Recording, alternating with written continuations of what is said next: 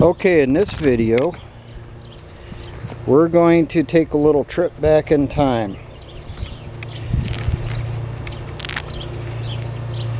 For this video we are members of 1st Platoon, Alpha Company, 1st Battalion of the 887th Infantry Regiment, let's say the 121st Infantry Division, U.S. Army in Vietnam. We're out on patrol. Now, we've been patrolling for a couple days. Our platoon leader, who's new, a butter bar, this is only his second mission he's been in charge of. The last mission, there was no enemy contact. We're about 2 days into the patrol, we still have no enemy contact. And against the advice of the platoon sergeant and the squad leaders, he has made the call that we're going to go down a trail, because he's certain that we'll definitely have contact with the enemy if we go down the trail, because he wants to earn some medals. He wants to be that great combat leader. So we're the point man. We're going down the trail here.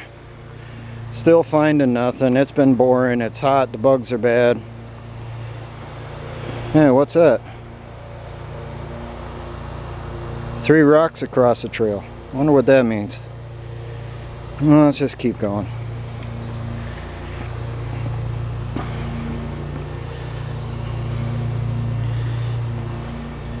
Oh shit. We found a booby trap. Alright, so we probably got a tripwire going across the trail right there. We're going to have to go up there and we're going to have to examine it. That's kind of drawing our attention. So let's move up here. Boom! Okay, what happened here? We were concentrating on this.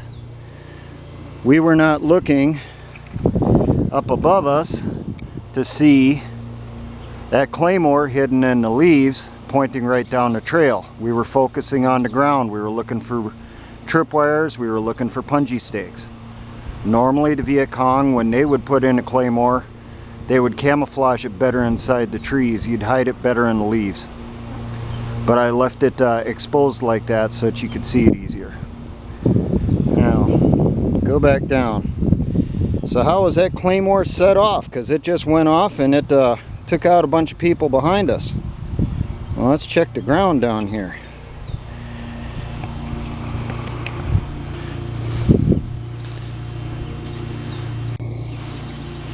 Hidden underneath the ground here,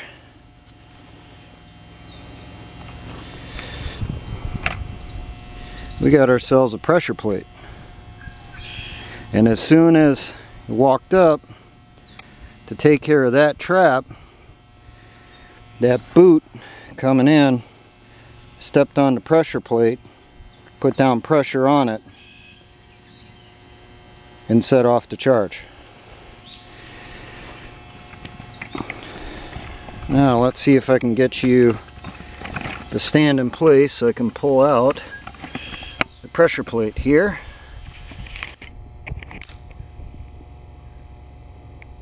Give you a better look. I covered this in plastic because it's been raining recently and the ground's really wet. I set this up for electric ignition or electric initiation. Over here we had the wires coming out from the trap, from the pressure plate.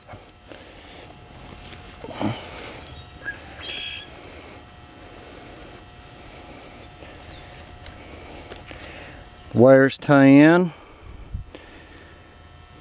to the wires coming from the Claymore mine from the blasting cap wire on it. Go back here.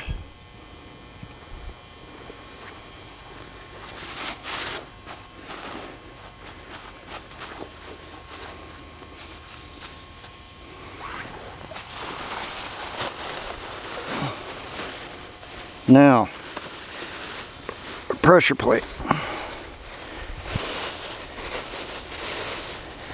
Underneath the pressure plate was 2 D-cell batteries. Taped together, tied together.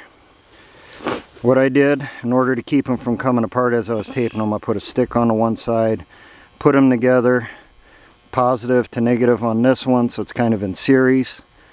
Attached in a wire here, negative going to the negative for the blasting cap. Our positive here on the front goes to the pressure plate itself. Now I'll make this note because I made this mistake once before.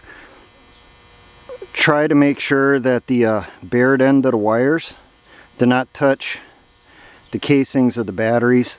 I made that mistake once. I had just a little bit of contact with the casing and it caused the batteries to start to heat up, start to short circuit. So let's see if I can show you a bit here. Just take, the wire is looped, put in on the positive terminal, taped it down good. Now the pressure plate itself. We have 2 boards held apart with pegs. In this case I used nails because I didn't have any dowels to use for pegs. The boards I used are left over from pallets. Now I tried to use materials somewhat similar to what the Viet Cong would have. So I used discarded communications wire. Now see if you can see in here good. There's wire nailed on the bottom board, wire nailed on the top board. This wire comes off the stuff from the top board. This wire is the one that's on the bottom board.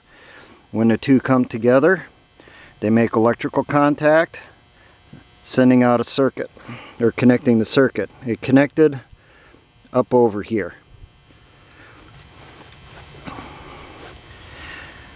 The 2 wires coming together connect the circuit, sending the charge from the positive to the wire going to the blasting cap. So we have our positive and negative contact going together, setting off the blasting cap.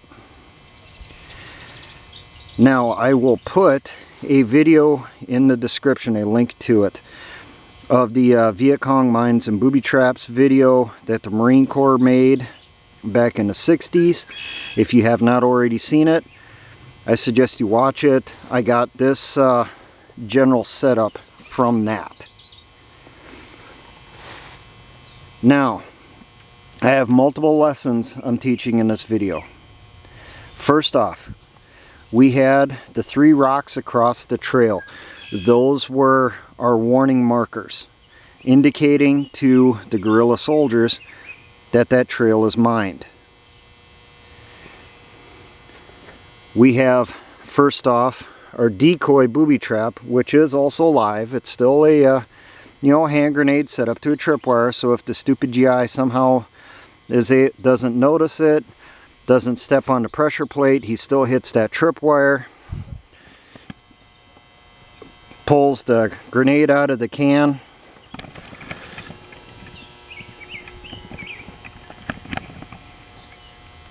and he gets wounded that way. And as I mentioned in previous videos, typically the grenade they would use would have a nearly instantaneous fuse on it. Another very common tactic was the VC would put in multiple booby traps. In US doctrine, US training, we typically were used to, okay, there's one booby trap, it's cleared, you move on. Well, the VC noticed that, so they would multiple mine things. I watched and read accounts from Viet Cong veterans where they talked about just a simple fence gate. They would have one booby trap that would be easily noticed, like this tripwire, and then the American GI would take care of that booby trap and figure the gate is safe. But they stopped their search there. But that gate could have 2, 3, or 4 additional booby traps on it. In this case, we had our decoy here, which had another booby trap in front of it, our pressure plate. So we have multiple traps set in the same area. You see the one, you take care of the one, you think that's it. Well, it's not. There's another one there. Now the next little lesson I was teaching,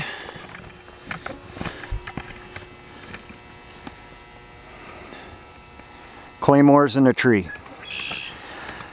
That was a common tactic that the Viet Cong did. The reason they did that, the GIs would concentrate on the ground so they would see a Claymore on the ground. Put it up in a tree, the GIs don't typically look up there. So it's out of sight, out of mind. Also, it's elevated above your target. You're going to get a larger area covered by the shrapnel. Now, the mines didn't have to be right on the branch like that. It could be over on the trunk, say hidden in there. And then you could angle it by putting the Claymore up there, fastening it on with wire, rope, or vine. And they could angle it by putting in sticks or something behind it to angle it outward or wherever is needed for getting the maximum coverage for that area. So we had multiple lessons. We got one there, one lesson there, the pressure plate, decoy booby trap, 3. And then we had the markers on the trail, lesson number 4. As I said, I will put a link in the description for something like this being set up. I will mention this, when I was doing the wood here, this was a pain in the butt. The bit I had was the exact size as the nails. So when I put the nails in first, they went in really, really tight. So there was no movement and stuff if you would press on the boards. So I had to pull the nails out that I had originally put in, and I had to use the bit to kind of bore the holes out just a little bit. You would want, if you're doing something like this, you would want the hole to be snug around that dowel, around that nail, but not so snug that it's not going to move.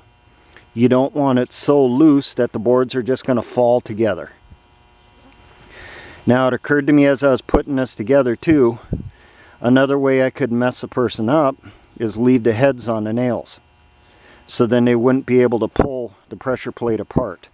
But I want to pull this apart, save this for future training and stuff, so I cut the heads off.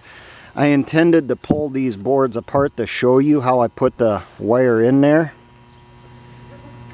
I used staples, staple it on the boards, but it's still just a little too snug. I can't get it apart without using a pry bar, which I forgot to bring with me. It's still back in the workshop. So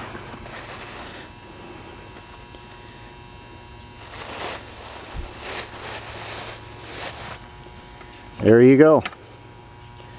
Your latest installment of booby traps from the Vietnam War employed by the Viet Cong. Now, for all my engineer brothers in the Patriot and Militia movements, always remember, essayons.